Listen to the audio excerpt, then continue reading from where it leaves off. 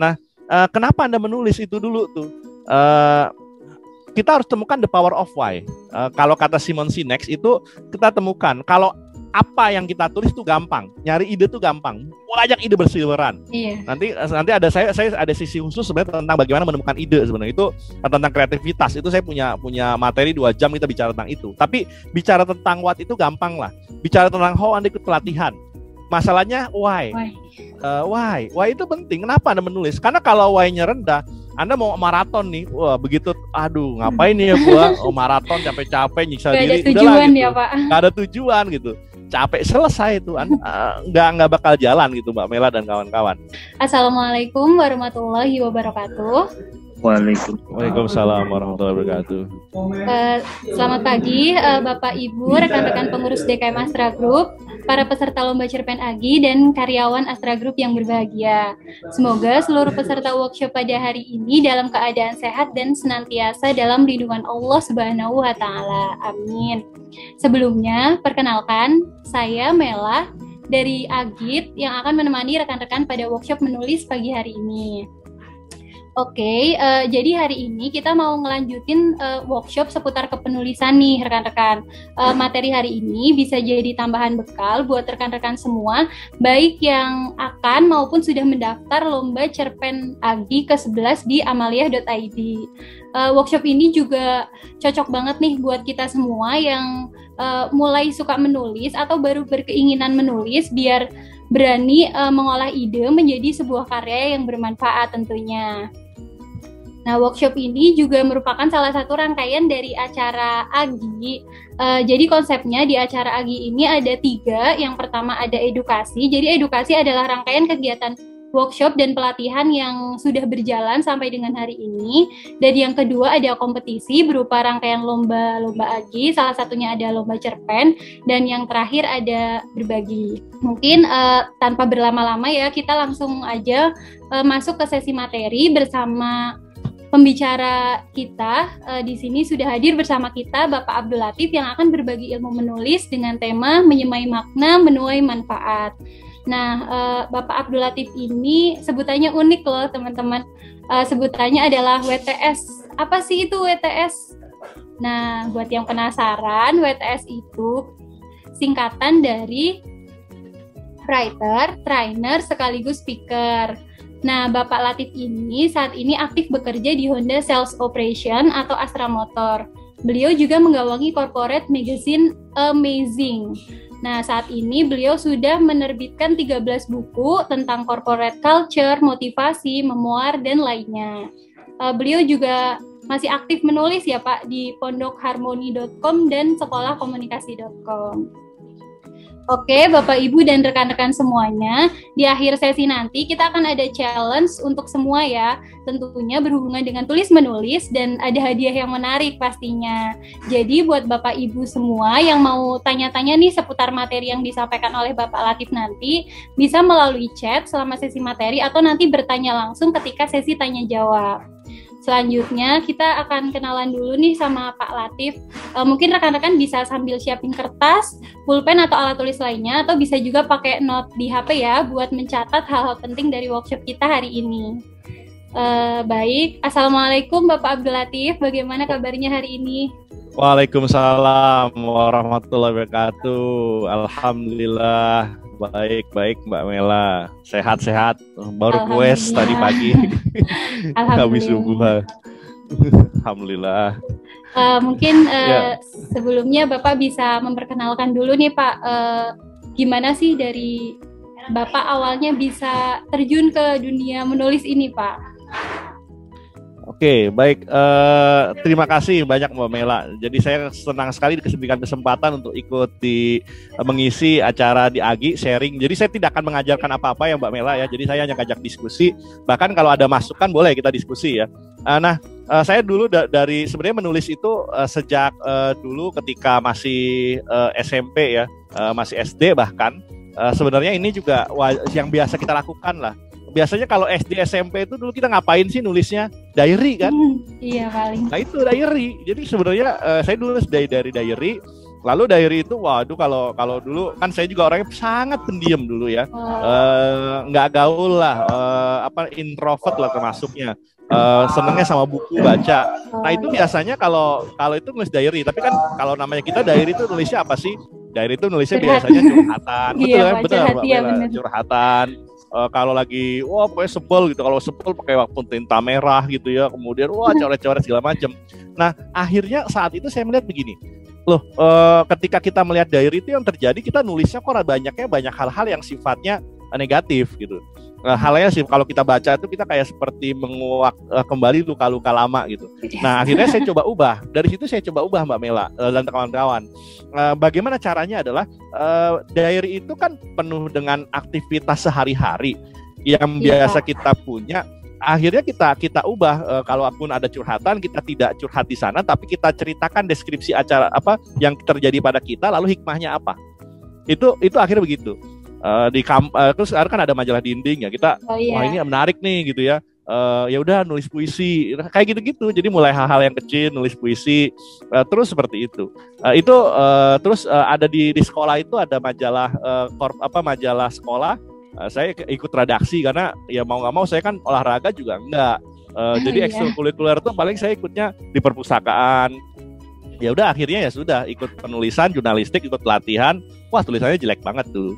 Tapi sekarang pun masih jelek sebenarnya, masih berproses. Tapi ya beranikan diri gitu. Nah itu begitu. Mulai diterbitkan kapan? Mulai diterbitkan tuh saya pernah ikut nulis waktu SMA ya. Waktu diterbitkan ke majalah waktu SMA. Kemudian waktu kuliah saya juga ikut bikin buletin-buletin. Sebenarnya bukan buletin sih, dulu agitasi awalnya kalau ada mau demo gitu ya. Dulu kan hobi demo tuh. Sebulan sekali pasti ada jadwal demo. Ya dulu kira-kira begitulah. Pernah jadi presiden mahasiswa. Wah udah nulis agitasi banyaknya, bikin buletin selebaran, ya model-model begitu. Tapi kemudian dilihat oleh salah satu ini dulu akhirnya nulis Apa Siapa Orang Banten, buku saya pertama.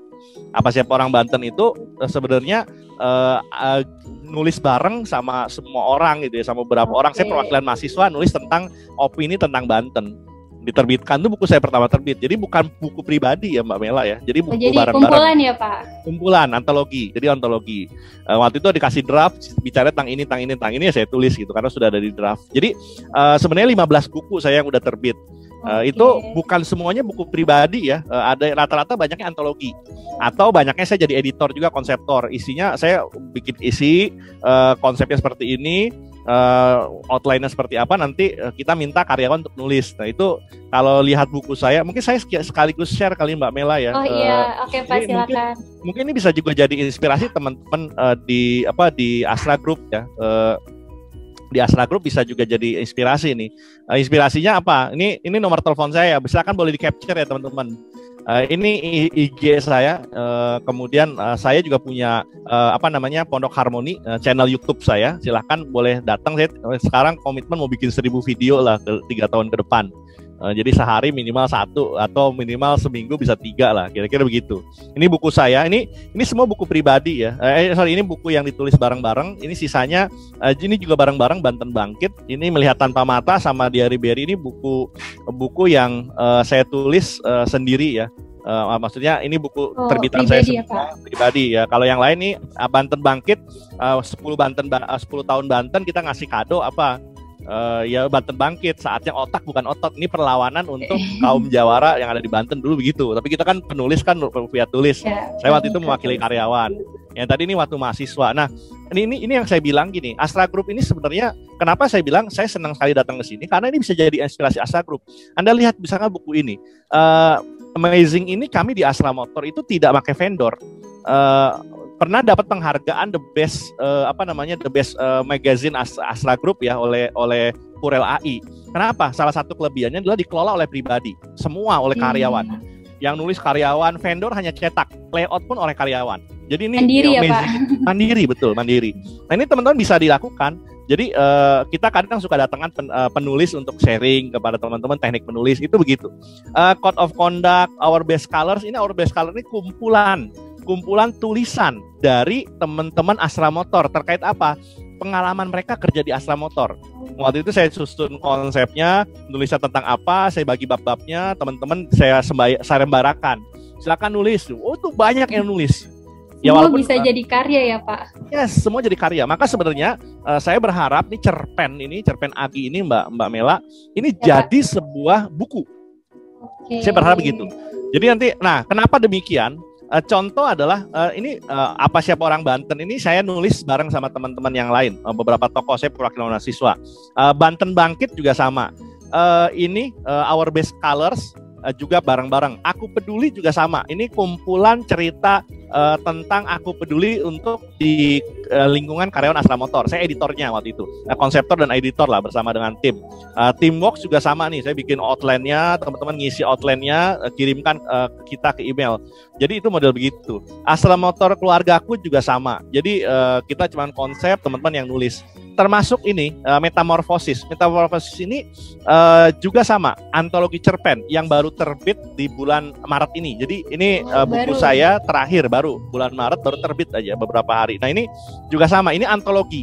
Jadi kumpulan cerpen kita nulis sekitar 25 orang. Awalnya kita adakan workshop seperti ini juga, kebetulan saya dengan Golagong ya. Saya jadi muridnya Golagong lah, jadi peserta. Jadi saya jadi peserta, tapi karena sudah terbiasa sering ikut pelatihan, sering ini ya Mas Gong istilahnya lu udah formalitas aja saya ikut, nanti setelah itu diterbitkan. Kira-kira begitu. Nanti tahun ini target saya ada 5. Saya menerbitkan 5 buku tahun ini. Antologi ya. Antologi kan gampang. Artinya kita nulis satu jadi buku gitu. Itu saat ini sudah berjalan Pak? Sedang dalam proses atau baru masih merencanakan? Saya target saya 5 buku tahun ini. Satu kan udah terbit. Yang dua lagi ada proses editing. Jadi proses editing, 2 lagi nanti saya kita lagi susun konsep bareng juga tentang apa nih cerpennya. Gitu, tentang wanita sama tentang anak. Mungkin itu 2 temanya ya.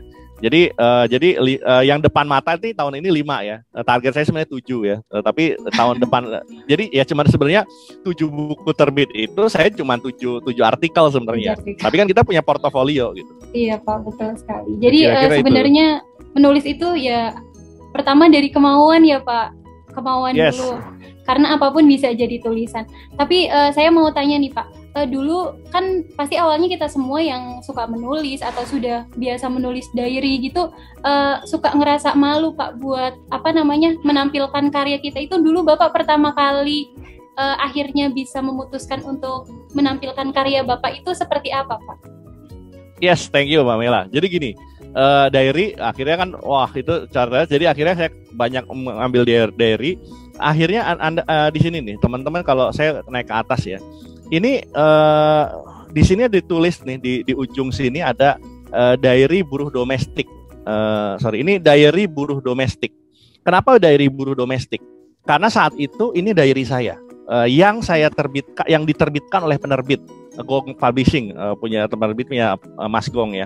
Nah, ini adalah kumpulan tulisan saya yang saya posting di Facebook. Jadi saya di Facebook ya Pak? Di Facebook. Jadi saya nulis misalnya gini, saya waktu itu jadi karyawan di Astra Motor. Waktu itu saya kan masih naik Metro Mini. Di Metro Mini ada apa, saya alami apa di kantor, malamnya saya nulis gitu. Karena anak kos kan, saya di kos di Kodamar. Malam saya nulis gitu ya. Ketimbang nonton TV, saya sengaja di kawasan nggak ada TV gitu. Ngapain nonton TV gitu ya. Nulis diary. Kemudian saya posting di Facebook. Yang terjadi apa? Baik yang komennya apa? Tulisan kayak gini kok diposting. Nah itu begitu tuh. Di awal pasti begitu ya Pak. Pokoknya tulisan kayak gini kok diposting, tulisan jelek kok diposting. Bayangin lu. Itu kalau kita peduli sama haters begitu, habis kita, selesai. Maksudnya kita nggak menghasilkan karya apa-apa. Loh, karya sebagus apapun, dari maestro sehebat apapun, pasti ada hatersnya kok. Teman-teman lihat ya, YouTube sekeren apapun gitu ya, postingan sekeren apapun, pasti ada haters. Jadi ngapain peduli sama haters? Kira-kira itu. Jadi posting saja. Saya ngajukan ke penerbit, pernah dibales, mohon maaf kami tidak bisa menerbitkan tulisan Anda kurang bagus, tidak sesuai dengan kualitas kami. Bayangin lu penerbit ngasih surat saya begitu gitu. Email waktu itu ya sudah gitu. Tapi toh akhirnya apakah kita menyerah? Masalahnya kalau kita menyerah sampai di situ, ada haters kita menyerah, selesai itu gitu. Kita nggak bakal menghasilkan tulisan. Jadi sampai sekarang tulisan saya bagus nggak? Jelek gitu.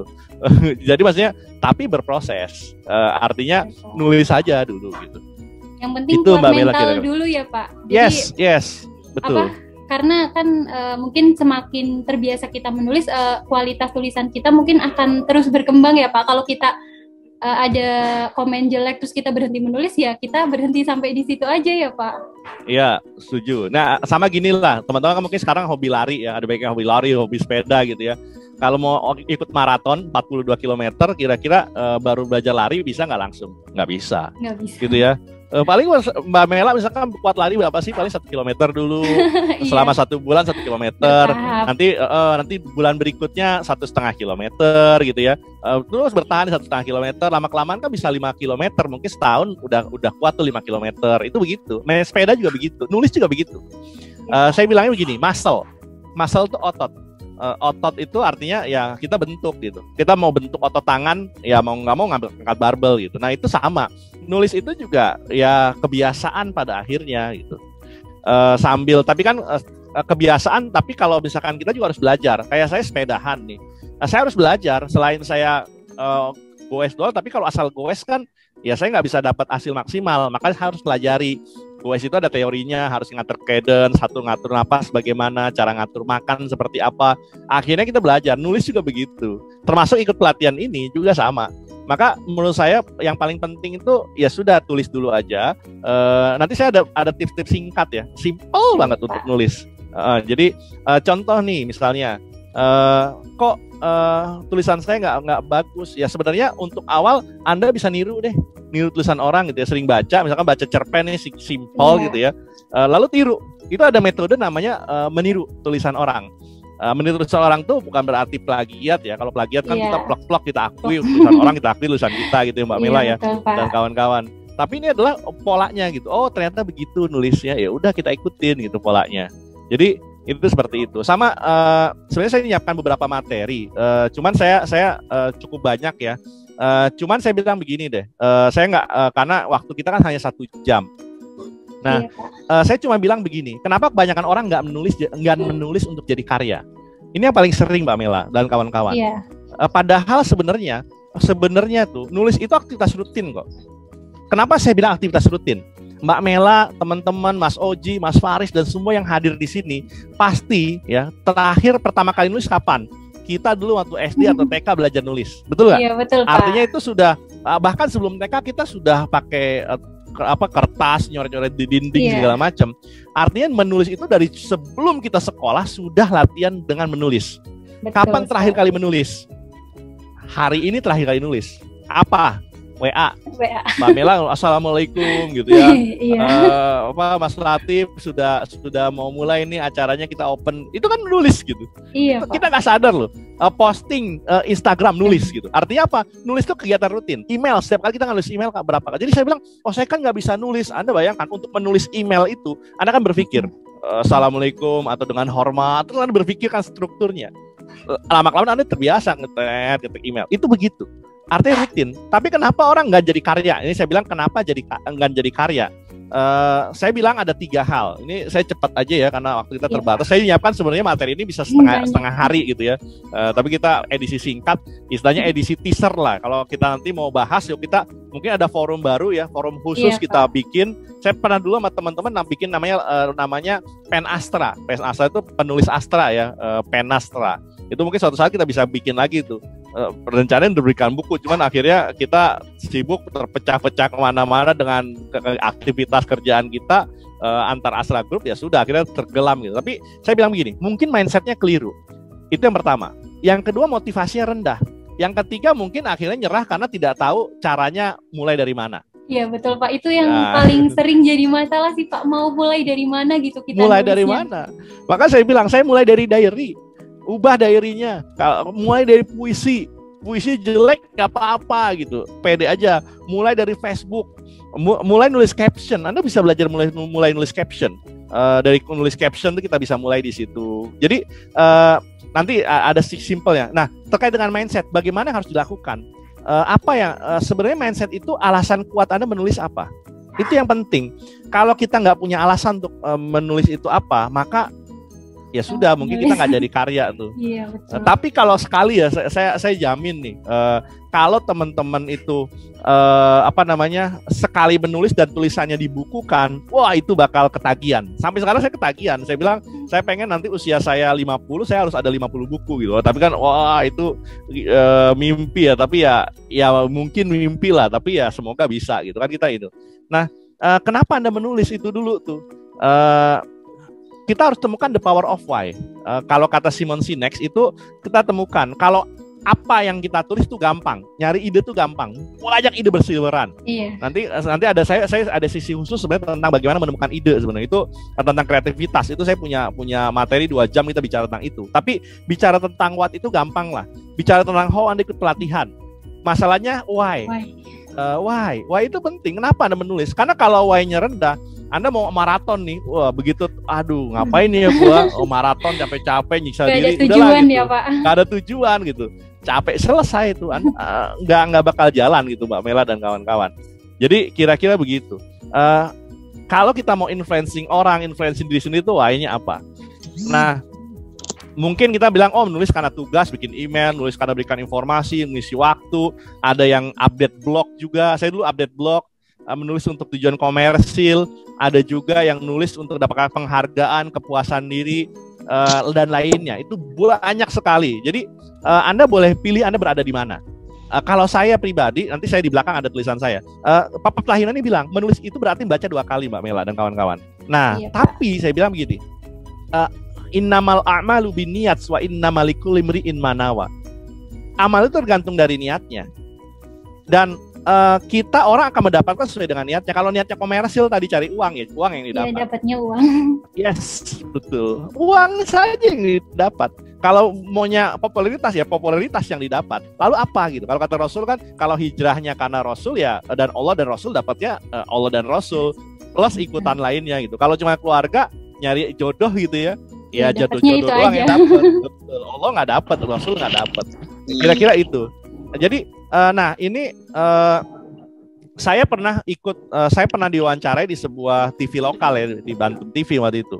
Saya bilang begini, kenapa ada audiens nanya kenapa Mas Latif nulis? Saya bilang begini, perbedaan bangsa, sejarah dan prasejarah adalah melalui tulisan.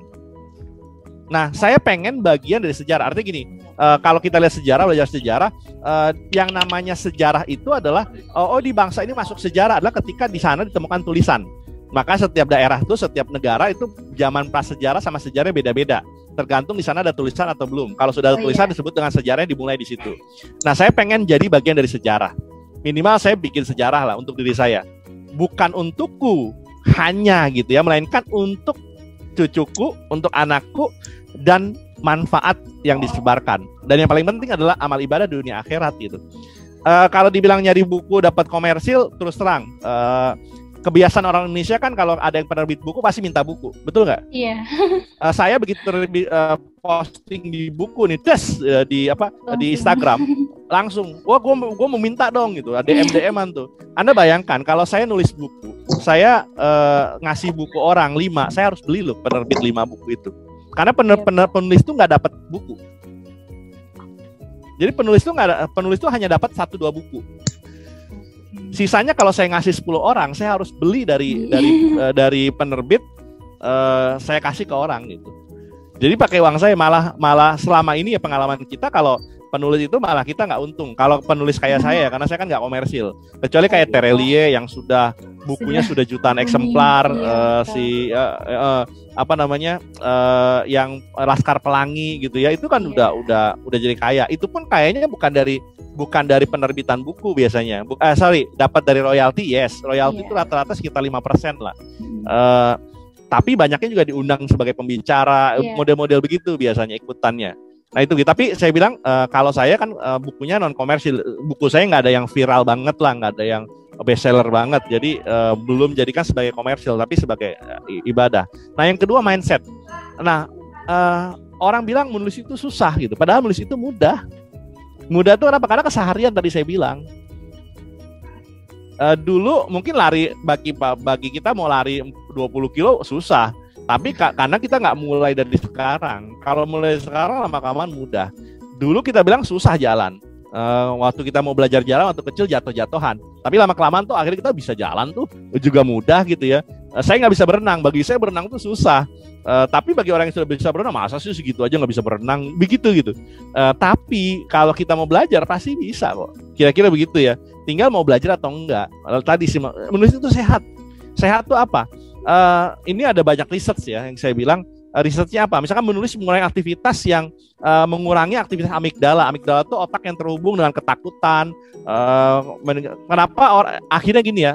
Nyatanya adalah orang kalau lagi sedih nulis diary, karena dengan nulis diary semua tertuangkan. Artinya sehat gitu. Iya, Pak. Tapi lagi-lagi kalau diary kan hanya dibaca oleh kita, mau dipublish malu. Iya. Maka gitu kan, Mbak Mela bisa ubah tuh dari lama Mbak Mela dengan cara di switching ke menjadi hikmah. Ini ada saya tadi saya cerita tadi ada Gadis Bukan Perawan. Punya saya tuh bukunya adalah Melihat Tanpa Mata, Diary Buruh Domestik. Nah, kenapa diary buruh domestik? Karena saat itu buku saya terbit berbarengan dengan salah seorang penulis diary buruh migran. Jadi diary buruh migran. Siapa dia? Jenny Elvira. Jenny Elvira itu nulis buku namanya Gadis Bukan Perawan. Kerjaan dia apa? Kerjaan dia adalah caretaker atau kalau kita namanya babysitter ya. Di sana dia opasitter. Opasitter itu dia nungguin manula Mbak Mela dan kawan-kawan. Nungguin manula yang sudah 80 tahun, yang sudah nggak bisa ngapa-ngapain, dia yang ganti baju segala macam lah, intinya kasih makan. Kalau pagi-pagi dia bawa di sunbat ya, dijemur di taman. Nah kan dia nggak bisa ngapa-ngapain si opa itu, dia nungguin sambil disanbat gitu ya, dijemur. Lah akhirnya apa? Dia sambil megang buku dia nulis. Jadi lu diterbitkan bukunya kumpulan cerpen Gadis Bukan Perawan. Itu dari hal sederhana ya Pak. Sederhana, betul. Akhirnya sekarang mengubah nasibnya.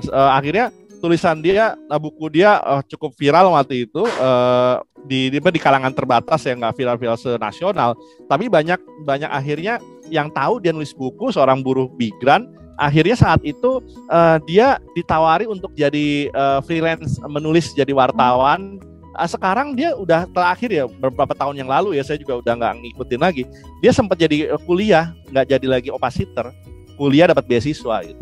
Semakin membuka peluang lain ya Pak untuk diri kita yang berani mempublikasikan gitu ya Pak. Betul. Berani dulu aja gitu. Kalau saya dulu ketika publish di Facebook, ada orang bilang tulisan gini kok jelek dipublish di Facebook gitu, ngapain gitu, malu-maluin aja. Kalau saya selesai di situ, saya nggak bakal menghasilkan karya Mbak Mela. Nggak bakal gitu. Memunculkan tulisan-tulisan selanjutnya ya Pak. Betul. Ketika ikut lomba menulis Mbak Mela ya kalah terus, sering kalah gitu.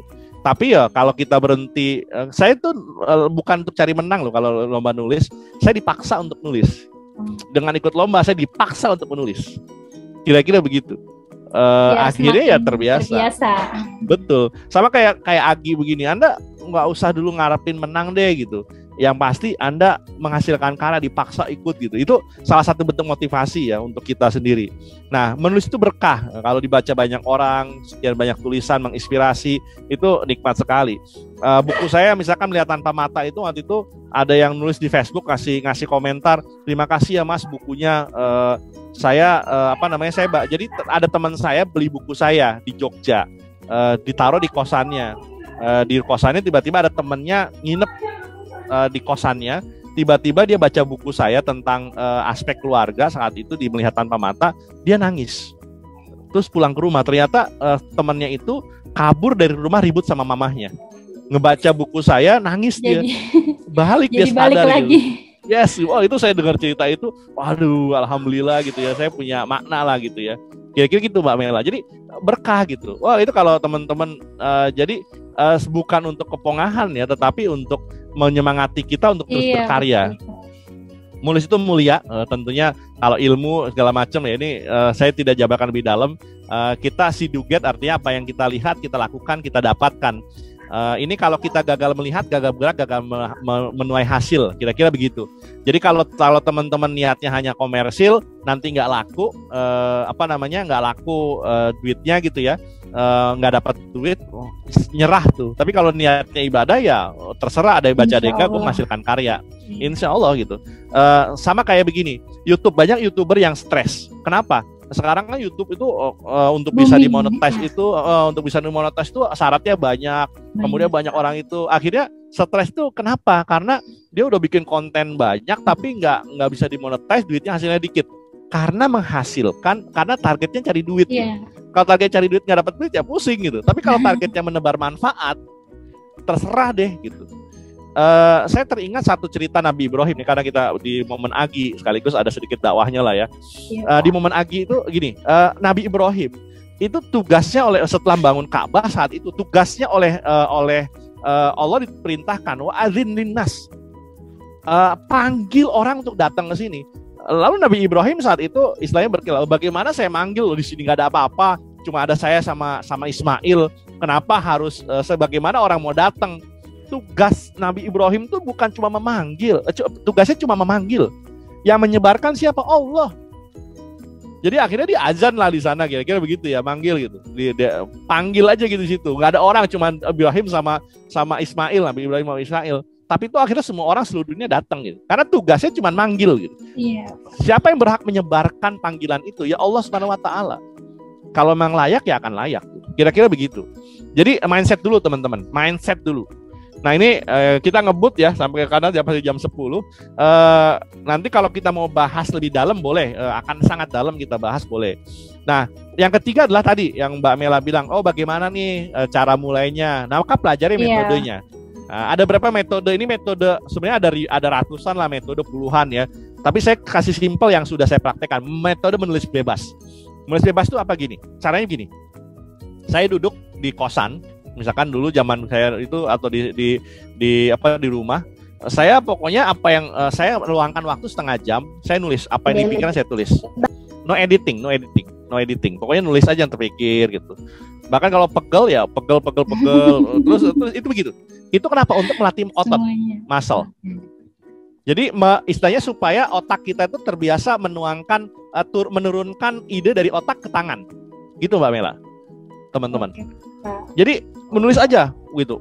Apa jelek nggak apa-apa. Apapun ya, Anda akan apapun. Anda luangkan setengah jam, 15 menit deh gitu. Kalau mau misalkan lebih ini, atau 10 menit deh gitu.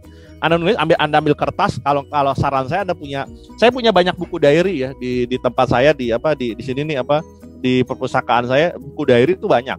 Jadi tulis aja gitu.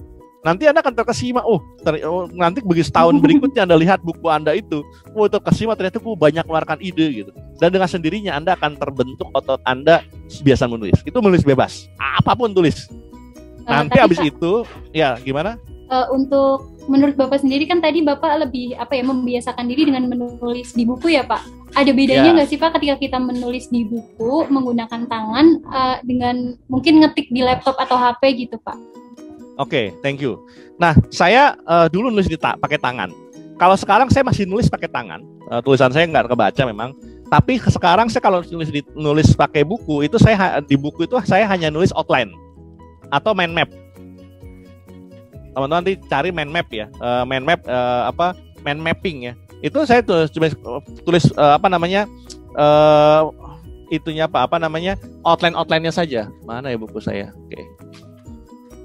Ini saya matikan background saya virtual backgroundnya saya matikan ya, bentar supaya Anda bisa melihat ini saya. Nah ini contoh saya sekarang masih menulis tuh. Semoga terlihat. Ini saya kalau sekarang nulis di buku ini hanya bentuknya coretan-coretan begini. Semoga terlihat ya. Coretan begini. Ini untuk outline. Saya menulis apa tuh ada outline-nya. Saya mau ngomong apapun ada outline-nya. Jadi kalau sekarang nulis tuh bentuknya outline begini nih. Berarti sekarang bukunya lebih ke untuk menulis outline dan dikembangkannya ya ngetik ya Pak? Betul. Hanya begitu. Kemudian sisanya ngetik di laptop gitu. Laptop ini. Di handphone saya menerbitkan buku saya di Ribery. Buku saya di Ribery itu buku pertama di dunia ditulis di biskota dengan BlackBerry. Ini dia, buku saya Diary Berry. Nah, Anda lihat kisah inspirasi sehari-hari. Buku pertama ditulis di dunia dengan BlackBerry. Karena saya tugas di Sunter, di Astra Internasional, di Kompleks Astra Internasional di Amdi. Rumah saya di Belarajat, Tangerang. Naik bis kota. Saya kadang nyetir, kadang naik bis kota. Di bis kota itu orang berburam durja, tidur capek gitu. Saya ketimbang tidur, saya suka baca buku. Pakai lampu senter gitu. Dulu kalau gelap kan suka lampu senter gitu. Saya nyumpetin, malu-maluin aja gitu. Akhirnya dibeliin tablet gitu ya. Terus saya kalau bete nih nggak bisa tidur gitu, saya nulis pakai BlackBerry. Saya nulis, akhirnya ada penerbit yang mau nerbitin. Setelah sekian dikumpulin ada di HP BlackBerry itu ya Pak. Yes. Terus akhirnya sampai judulnya jadi Diary Berry karena ditulisnya di BlackBerry. Betul, buku pertama menarik ditulis ya, di BlackBerry. Iya, jadi Mbak Mela nanya, bagaimana di handphone? Di handphone saya, ini handphone saya itu masih banyak ide-ide gitu, ide-ide yang bisa yang juga istilahnya banyak kumpulan ide di sana. Jadi sama nulis tapi kalau di handphone saya biasa ide-ide sama kayak mind map, kan kita nggak selamanya bawa buku kan. Karena kalau misalkan di mana gitu saya suka nulis gitu. Misalkan lagi di kantin atau di mana gitu ya, sambil iseng atau istirahat kerja saya nulis gitu ya, nulis ide ya. Itu begitu. Nanti nulisnya di laptop. Waktu zaman BlackBerry, saya pernah ditaruh di BlackBerry saya kecopetan di bis. Akhirnya hilang semua tulisan. Habis itu setelah itu pokoknya saya backup. Saya broadcast, habis saya broadcast saya kirim ke email. Jadi saya punya kumpulan di email gitu. Itu begitu. Itu jadi polanya begitu teman-teman. Nah, nulis bebas saja dulu. Kalau nggak nulis bebas gimana caranya? Simple ada lagi gitu ya. Menulis bebas ini begini teman-teman. Jadi tentukan batas waktu 15 menit misalkan. Nulis tanpa atau setelah nulis misalkan saya mau 15 menit, setelah 15 menit menulis 15 menit. Setelah itu baca ulang dan edit gitu. Itu begitu. Gini itu bisa begitu. Itu contoh sederhana. Kalau nggak berhasil bagaimana? Menulis tulisan. Tujuannya belajar dan latihan, bukan untuk istilahnya bukan untuk plagiat. Saya suka menulis tulisan. Contohnya apa? Ini ada buku ini saya pelajari. Ini seperti ini. Nulis artikel di majalah, saya pelajari polanya ya. Dia nulisnya apa segala macam. Say no to plagiarism. Saya penolak besar plagiarism. Nulis tulisan tuh tulis dengan modifikasi sedikit tapi no publish ya. Kalau meniru tekniknya tapi bukan isinya boleh, tapi sertakan referensi misalkan.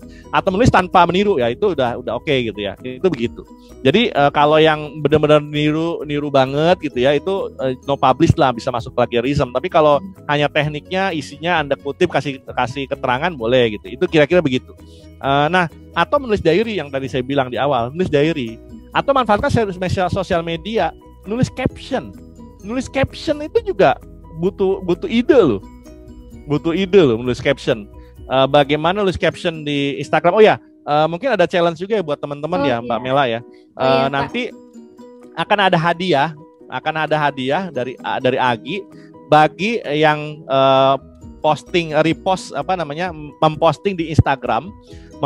di Instagram acara ini, lalu menulis caption. Nanti caption terbaik dan postingan terbaik akan mendapatkan hadiah. Kira-kira gitu ya. Iya Pak. Menyebut mention. Gimana caranya Mbak Mela?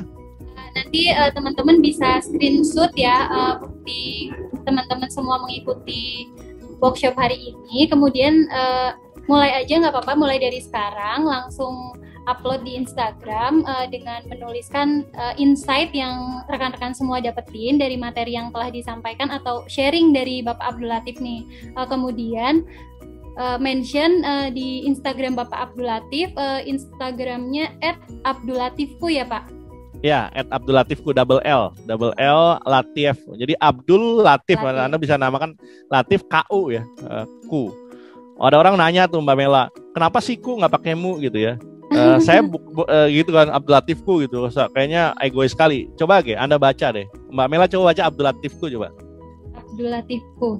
Nah, seakan-akan Mbak Mela memiliki saya kan? Oh iya Pak. Kalau Gitu. Abdul Latifmu jadi milikmu ya Pak? Iya, Abdul Latifmu kan ini buat lu aja lah, Abdul Latifmu gitu, ini buat lu gitu, kira-kira begitu Mbak Mela.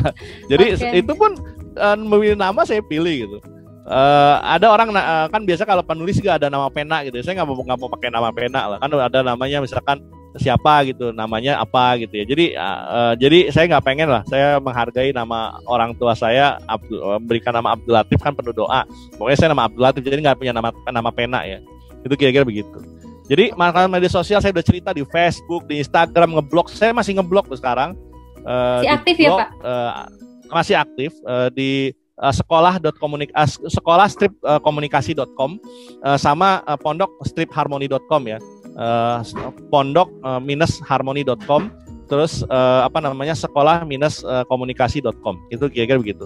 Jika berhasil bagaimana ya? Kalau nggak berhasil nih Mbak Mela, bagaimana? Berarti kurang latihan. Jadi gitu. Kurang perbanyak latihan caranya. Jadi, Pak, bagaimana saya sudah terapkan nih metode yang Mas Latif bilang. Berarti kurang latihan. Kalau belum itu ya, kalau belum berhasil, maka perbanyak latihan. Atau kurang pengetahuan, maka perbanyak belajar dan baca. Gitu. Kira-kira itu aja sih. Saya nggak ada ngobrol sama siapa. Anda lihat nama penulis-penulis semua orang pasti begitu kok. Dia pasti, Pak, apakah harus ada bakat? Kan mungkin nanya gitu ya. Oh iya. J.K. Rowling itu bukan penulis loh. Dia single parent. Bagaimana bertahan hidup, akhirnya dia nulis. Karena imajinasinya cukup tinggi. Jadi buku Harry Potter. Jadi nggak ada bakat J.K. Rowling itu. Andre Hirata juga bukan penulis, tiba-tiba muncul kan. Gitu. Media menjemarkannya banyak ya, ada online, ada offline. Kira-kira itu sebenarnya ya efeknya dunia akhirat. Hati-hati nulis di offline online. Artinya apa? Anda pertanggungjawabkan dunia akhirat loh semua tulisan Anda kalau mau online. Termasuk offline ya, apapun. Artinya saya bilang saya ingin kita kembalikan ke niat, tulisan pun harus bijak, model-model begitu. Nah, saya satu lagi saya ingatkan, idza matabnu adama in qata amaluhu ila min salasin shadaqatin jariyah aw ilmin yuntafa'u bihi aw waladin sholih yad'ulah. Jadi kalau Ibnu Adam meninggal, manusia meninggal, yang terputus amalnya seluruh terputus kecuali 3. Sedekah jariyah, ilmu bermanfaat atau ilmu yang diambil manfaatnya, anak soleh yang mendoakan orang tuanya. Jadi ini bagian dari amal soleh kita. Jadi kalau kita mau niatkan nulis cerpen Islami, silahkan nulis cerpen, lalu silahkan disebarkan menjadi manfaat buat orang banyak. Jazakumullah. Wassalamualaikum warahmatullahi wabarakatuh. Itu ngebut banget ya. Sebenarnya materi ini kalau kita bahas bisa setengah hari, Mbak. Gitu iya, ya Pak, terima kasih banyak loh Pak. Ini sangat padat ya Pak materinya. Padat. Nah sebenarnya gini Mbak Mela, saya show dikit satu lagi deh gitu ya kalau masih boleh waktu ya, masih ada 3 menit. Konstruk cerpen ya, ini yang biasa dipakai oleh kita waktu belajar latihan penerbitan. Saya kali ini mengutip atau mengambil materi dari Golagong ya, latihan menulis yang biasa dilakukan oleh Golagong. Nah ini kan kenapa? Karena kan kita pelatihan cerpen, maka kayaknya rasanya nggak lengkap kalau saya cuma motivasi untuk nulis, ngajarin cara nulis. Cerpen itu harus pendek, fokus pada satu tokoh, tidak bercabang, harus ketat padat, ceritanya harus seolah sungguhan terjadi, harus selesai ketika selesai dibaca. Ini artinya gini, maksud saya adalah yang tadi awal saya berikan itu adalah untuk melatih otot. Tetapi nanti sambil belajar, kita belajar pola menulis. Nah, contoh penokohan nih, ketika kita bicara si cerpen itu pasti ada point of view. Point of view itu aku, kamu, dia atau siapa. Biasanya kalau cerpen biasanya orang pertama menggunakan kata aku ya, misalkan aku gitu ya, sebagai orang pertama gitu ya. Jadi saya sebagai orang pertama gitu ya. Contoh, aku sudah lama duduk di kafe membaca buku. Koruptor itu musuh rakyat. Anita muncul dengan perut lapar. Aku sendiri baru saja makan. Tak tahan karena menunggu dia datang. Jadi ceritanya tentang aku tuh. Anda mau cerita tentang aku pergi ke Masjid Astra, di Masjid Astra aku menemukan. Jadi gitu. Point of view bisa aku gitu. Atau bisa juga dia dan kamu gitu. Tapi terus terang saya jarang pakai dia atau kamu, sesekali saja. Cerpen saya Metamorfosis saya pakai dia. Dia itu Rangga. Nah, saya kasih pakai nama Rangga. ya. Tapi gini contoh, dia duduk di kafe itu sudah sejam menunggu kamu, itu agak-agak aneh gitu ya. Jadi sering kali tapi boleh saja. Atau point of view ketiga gitu, si penulis jadi Tuhan kecil itu maksudnya dia menceritakan tentang orang gitu ya, tentang semua hal gitu ya. Nah itu juga agak jarang tuh dilakukan gitu ya. Nah judul cerpen ya ini kalau judul nanti lah ya. Hal lainnya nih ya, oke. Ketika mau menulis cerpen, saya bikin namanya ini nih. Saya langsung jump to conclusion aja ya. Nah ini, ketika menulis cerpen itu penting kita menemukan premis. Premis itu apa? Premis itu adalah kejadian atau inti ceritanya mau apa sih? Contoh ya, saya menulis cerpen tentang menjemput Ajar Rangga yang masuk di buku Metamorfosis. Premis satu kalimat contohnya. Sambil berjalan lunglai menapaki rel kereta api ibu kota, Rangga masih menggenggam ijazahnya yang didapatkan hasil wisuda bulan lalu. Wisuda yang dihadiri ibunya meninggal karena COVID. Itu contoh ya. Lalu Rangga itu siapa sih? Lulusan fakultas ekonomi yang wisudanya daring. Orang tua bekerja sebagai outsourcing meninggal akibat COVID karena perusahaannya tak maksa kucing-kucingan buka kantor. Konfliknya apa? Rangga putus asa pengen bunuh diri, tapi ujungnya urung bunuh diri karena terprovokasi ikut demonstrasi menolak undang-undang cipta kerja. Endingnya apa? Selamat dari bunuh diri, tapi akhirnya sekarat dipukul aparat saat demo dan dinyatakan meninggal karena positif COVID gitu. Kira-kira begitu. Okay. Itu buku yang saya tulis. Jadi saya bikin semacam yang tadi saya bilang outline di itu tuh modelnya begitu. Lalu kemudian apa? Draft premisnya apa? Judulnya menjemput ajal atau menolak diam. Alasannya sambil nunggu lagi. Alasannya adalah kritik sosialnya apa gitu. Nah ini saya bikin premis sederhana. Lulusan fakultas ekonomi, wisuda daring, orang tua bekerja outsourcing, akibat putus asa karena ingin bunuh diri, tapi terprovokasi ikut demo ingin bunuh diri, malah sekarat karena dipukul aparat. Nah, itu begitu. Kira-kira begitu. Jadi akhirnya baru dibikin sinopsis 3 babak. 3 babak itu apa? Jadi cerita pertama saya cerita tentang Rangga yang putus asa. Yang kedua bagaimana saya cerita si Rangga itu nggak jadi bunuh diri gitu ya. Yang ketiga saya cerita tentang akhirnya dia juga mati karena COVID gitu, ikut demo gitu. Itu begitu. Jadi bisa dibikin sinopsis 3 babak lah. Nanti hasil tulisannya seperti apa? Hasil tulisannya juga bisa istilahnya hasil tulisannya baru dibikin berikutnya tuh dipaparkan. Nah, ini saya coba kasih contoh pemaparan sederhana dari draft final saya yang kemarin diterbitkan nih.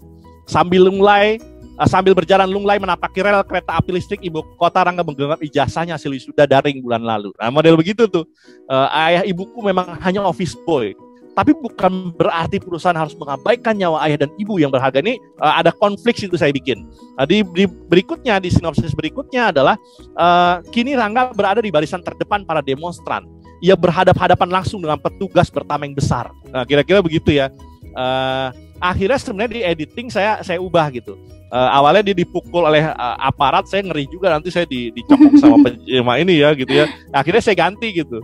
Saya ganti kata-katanya, saya perhalus lah gitu ya. Saya perhalus, dia mati nggak ada yang tahu dia matinya kenapa, tapi yang pasti dinyatakan mati oleh COVID gitu. Jadi nggak ada pukulan petugas di situ. Saya takut nanti ini mendesingan petugas, itu bisa begitu ya dalam tahap editing ya. Jadi kalau tapi ide itu bisa liar dulu, maksud saya gitu. Anda jangan batasi ide Anda dulu. Biarkan ide, tapi para editing kan Anda lihat, wah ini kalau saya nulis begini jangan-jangan gue kena delik nih, kayak gitu-gitu ya, baru ke situ gitu.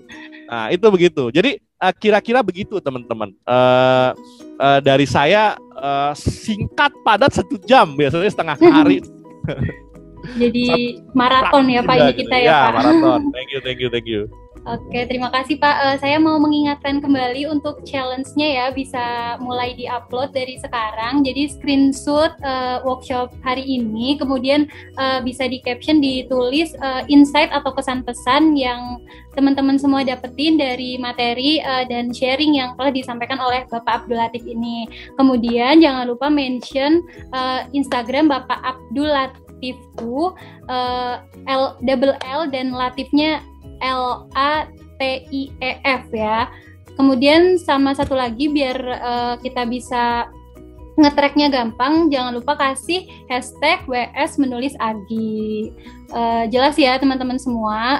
Kemudian ini ada pertanyaan nih Pak dari Bapak Eka Hoirudin. Gimana sih Pak ngilangin perasaan males buat nulis, karena kita tuh yang tadi awalnya ya Pak, kan awalnya itu bagian yang paling susah.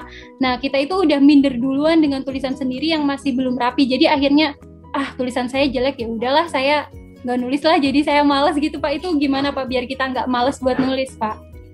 Oke, ini kalau tadi 3 faktor orang nggak menghasilkan karya itu masuknya tuh di poin 1 atau 2 ya, di mindset sama di niat tadi ya. Nah, pertama kalau malas paksa, itu nggak ada kata lain. Anda malas sholat, anak Anda malas sholatnya diapain? Kalau Nabi bilang kalau 10 tahun dipukul gitu, dari 7 tahun disuruh gitu. Nah kira-kira sekarang saya nyuruh Anda gitu, kira-kira begitu ya kalau kasarnya ya orang tua nih. Kalau Anda 3 tahun juga nggak coba, saya pukul gitu, kira-kira begitu. Nah Anda juga sama, mau nulis tapi nggak mau paksa. Nah tapi kalau toh langsung, misalkan tapi paksanya jangan sampai anak langsung disuruh puasa 1 hari. Jadi makanya saya bilang mulai dari hal simple deh. Apa yang bisa dilakukan setiap hari? Misalkan katakanlah setiap hari itu, misalkan kalau saya punya kebiasaan misalkan sebelum tidur atau apa namanya, atau ketika saya kondisi lagi istirahat, biasanya saya siapkan 5 menit. Jadi ada waktu 5 menit. Jadi dedikasikan, kan waktu 24 jam nih Pak Eka ya. Waktu 44 jam 24 jam.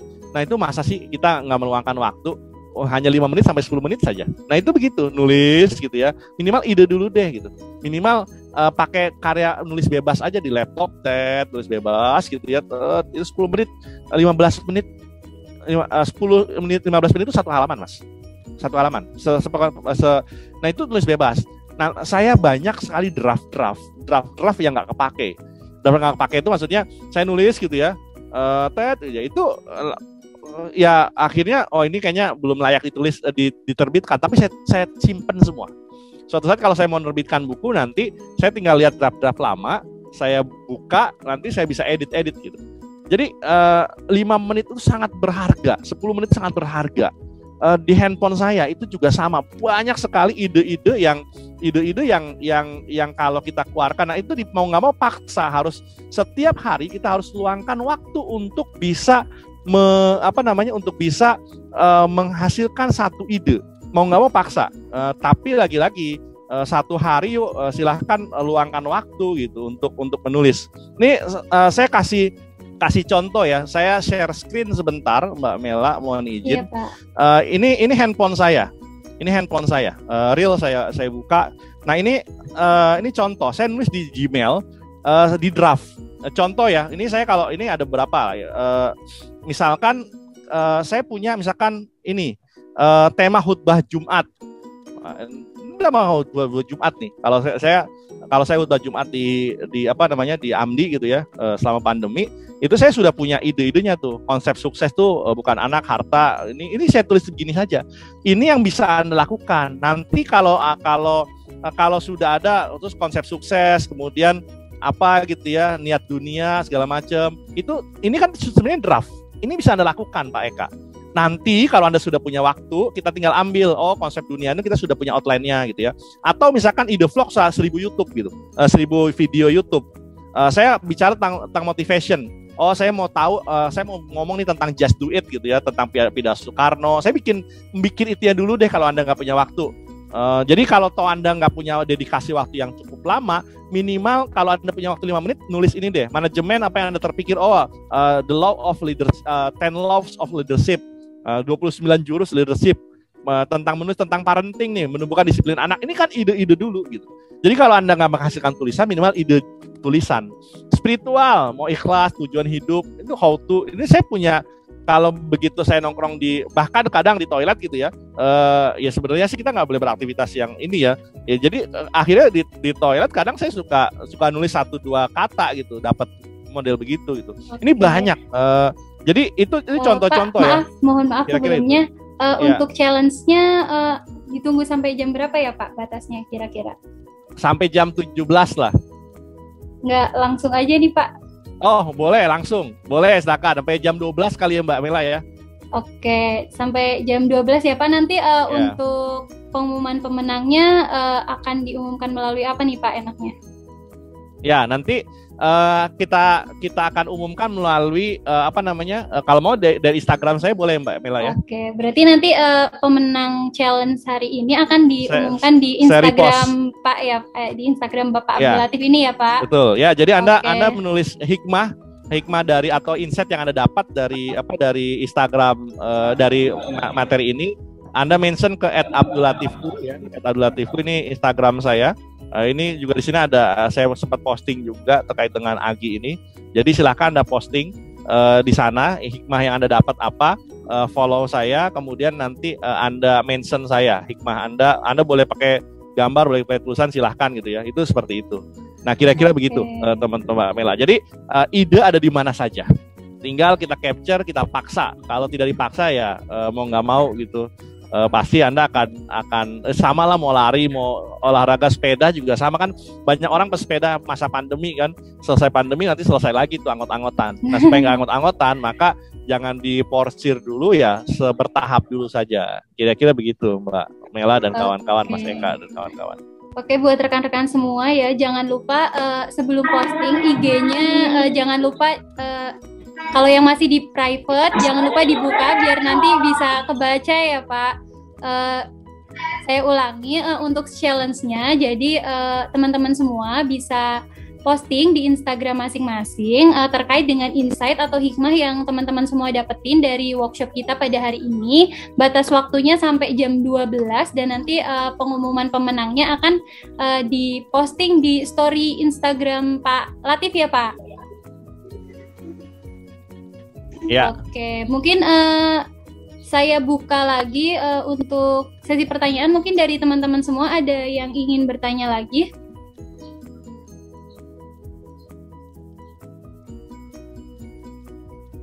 Sebelum kita mengakhiri sesi hari ini ya, bermanfaat banget nih Pak, jadi nambah banyak ilmu khususnya dari pertama sih yang paling penting benar kata Bapak, jadi niat kita dulu ya Pak, apa yang membuat kita menulis, alasan kita itu apa, dan ya karena salah satu karya yang bisa kita tinggalkan ketika kita meninggal nanti ya adalah tulisan ya Pak, karena ya itu akan menjadi kenangan kita juga, dan ketika itu bermanfaat maka itu seperti yang tadi Bapak bilang bisa menjadi amal jariah buat kita juga ya Pak. Iya, kecuali kita orang kaya ya, kita bangun masjid, bangun gedung gitu ya, itu boleh lah. Tapi mungkin yang ya kayak saya lah, maksud saya secara harta ya saya belum mampu untuk banyak memberikan jariah di sana. Maka mau nggak mau yang saya punya ya begitu. Teman-teman mungkin juga mudah lah itu di media sosial, di WhatsApp gitu. Saya juga sering ngasih broadcast di WhatsApp tulisan video ya banyaknya. Saya itu juga bukan untuk saya semoga ya tidak berubah melenceng niatnya. Itu juga bukan untuk mengganggu, tapi minimal ketimbang kita dipenuhi oleh traffic video, candaan, tawa, tulisan-tulisan gak bener, saya sengaja menginterrupt grup-grup itu dengan postingan saya gitu, ketimbang ngobrol gak jelas gitu ya. Ya sudahlah, mendingan lu nonton gua interrupt lah, istilahnya interrupt dengan saya merepost atau mempublish tulisan atau mempublish video saya gitu. Minimal mengingatkan mereka nih ada video ini, lu kalau mau nonton silahkan, ketimbang ngobrol nggak jelas. Kira-kira itu sih sebenarnya. Mungkin saya ingatkan untuk peserta lomba menulis cerpen Agi, nantikan ya update-update di grup WhatsApp penulis atau peserta DKM untuk seri-seri workshop selanjutnya, karena workshop ini masih ada satu lagi tentang workshop kepenulisan. Mungkin nanti biar bisa diikuti, biar kita makin tambah ilmu, biar kita mungkin nanti akhirnya berani buat publish apa yang udah kita buat ya Pak. Mungkin dari teman-teman ada pertanyaan lagi atau udah jelas? Sepertinya materi yang disampaikan sudah sangat jelas ya Pak, jadi nggak ada pertanyaan nih sepertinya. Yes, sebenarnya gini, kalau nggak ada pertanyaan saya menutup dengan sebuah cerita Mbak Mela. Oke Pak, silakan Pak. Cerita ini menarik adalah ada seorang namanya Sinclair Lewis. Sinclair Lewis itu penulis novel terkenal, top banget Sinclair Lewis. Nah, ketika Sinclair Lewis menulis novel viral di mana-mana, dia banyak diundang di seminar-seminar, di penulisan workshop seperti ini. Nah akhirnya sama seperti saya, kalau saya kan dihadiri sekitar sekian orang, tapi Sinclair Lewis waktu itu dihadiri oleh ratusan bahkan mungkin ribuan orang di sebuah auditorium. Oke, kita panggilkan pembicara kita yang akan mengisi workshop tentang penulisan. Naiklah Sinclair Lewis, orang tepuk tangan, yeay luar biasa ya, ratusan bahkan ribuan orang di sana. Lalu Sinclair Lewis naik ke atas podium, dia bertanya, Anda yang semua hadir di sini, apa yang Anda inginkan datang ke sini? Oh, kami ingin belajar menulis dari Anda, wahai Mr. Sinclair Lewis, gitu ya. Akhirnya dia bilang, oke, baik, kalau Anda semua mau belajar menulis, sekarang ambil pulpen Anda, ambil buku Anda, sekarang siap menulis? Oke, selamat menulis. Terima kasih. Dia turun dari podium, selesai seminarnya. Seminar terpendek di dunia. Dia bilang apa? Ya kalau mau jadi penulis ya nulis gitu. Jangan cuma sekedar belajar teorinya setelah itu selesai. Jadi itu tercatat sebagai seminar terpendek di dunia gitu. Yang pernah diceritakan ya. Saya cerita itu saya baca di sebuah buku, saya lupa di mana gitu ya. Artinya apa? Saya pengennya begitu Mbak Mela. Udahlah, saya ngisi Pak Latif Mas Latif apa yang bisa di ini, ya udah menulis gitu. Saya selesai gitu, saya off gitu. Saya end meeting. Tapi nggak tega juga saya sama Mbak Mela gitu ya. Kira-kira gitu. Jadi artinya Mas Eka, Mas Oji dan Mas Mugi, Mas Faris semuanya, yuk silahkan mau nulis ya nulis gitu. Kira-kira begitu ya bentuk masal kita, selamat menjadi penulis. Dengan menerbitkan satu karya dimanapun, insya Allah akan berkah. Terima kasih. Assalamualaikum warahmatullahi wabarakatuh. Jazakumullah khair. Waalaikumsalam warahmatullahi wabarakatuh. Terima kasih banyak Pak atas ilmunya hari ini, sangat bermanfaat buat kita semua. Mungkin rekan-rekan semua bisa langsung mempraktekkan dari apa yang tips dan trik yang sudah disampaikan oleh Pak Latif melalui challenge yang nanti ditunggu sampai jam 12 ya Pak. Jadi di situ teman-teman bisa bisa menuliskan nih dari yang tadi mungkin teman-teman dapat manfaat apa aja. Di situ kan kita jadi mulai istilahnya. Yang pertama kita mulai dan berani untuk mempublish biar tulisan kita dibaca oleh orang lain. Mungkin seperti itu ya Pak dari saya.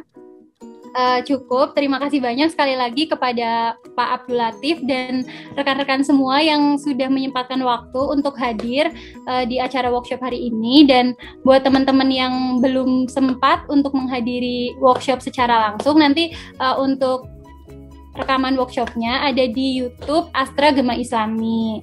Mungkin itu saja dari saya. Sekali lagi terima kasih Pak. Semoga sehat selalu ya Pak. Amin, amin. Terima kasih banyak. Pamit undur diri. Wabillahi taufik wal hidayah. Wassalamualaikum warahmatullahi wabarakatuh. Waalaikumsalam warahmatullahi wabarakatuh. Terima kasih banyak teman-teman. Terima kasih semuanya. Terima kasih Ustaz Abdul Latif. Jazakumullah khair. Alhamdulillah, barakallah. Assalamualaikum warahmatullahi wabarakatuh. Saya izin live ya teman-teman ya. Iya Thank Pak. you. Terima kasih Pak. Waalaikumsalam Ustaz Abdul Latif. Waalaikumsalam teman-teman.